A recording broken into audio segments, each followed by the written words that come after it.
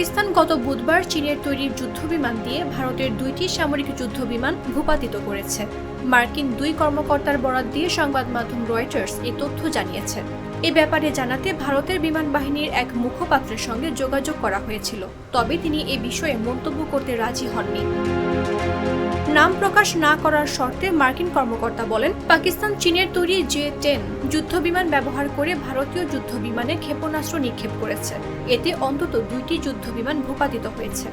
গত মঙ্গলবার দিবাগত রাতে পাকিস্তান ও দেশটির নিয়ন্ত্রিত কাশ্মীরের 9টি স্থানে অপারেশন সিঁদুর নামে অভিযান চালায় ভারত। তাৎক্ষণিক প্রতিরোধ গড়ে তোলে পাকিস্তান। সে রাতে ভারতের 5টি যুদ্ধবিমান ধ্বংসের দাবি করে পাকিস্তান। নিজেদের যুদ্ধবিমান হারানোর কথা যদিও স্বীকার করেননি ভারত।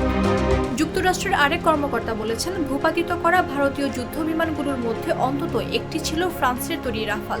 ফক্স নিউজকে দেওয়া এক সাক্ষাৎকারে জেডি ভ্যান্স বলেন, আমরা 2 দেশের মধ্যে যুদ্ধে হস্তক্ষেপ করতে পারি না, তবে যুক্তরাষ্ট্র কূটনীতির পথ বেছে নিতে পারে। ভাইস প্রেসিডেন্ট বলেন, ভারত আক্রমণ করলে পাকিস্তান জবাব দেয়। উভয় দেশেরই ঠান্ডা মাথায় চিন্তা করা উচিত। পাকিস্তান ভারত যুদ্ধ যেন পারমাণবিক যুদ্ধে পরিণত না হয়। যদি হয় তাহলে অনেক ক্ষতি হবে বলেন JD Vance. Silk and shine, যাতে আছে আর্গান অয়েল ও ওট প্রোটিনের গুডনেস, যা আপনার চুলকে রাখে হেলদি অ্যান্ড শাইনিং।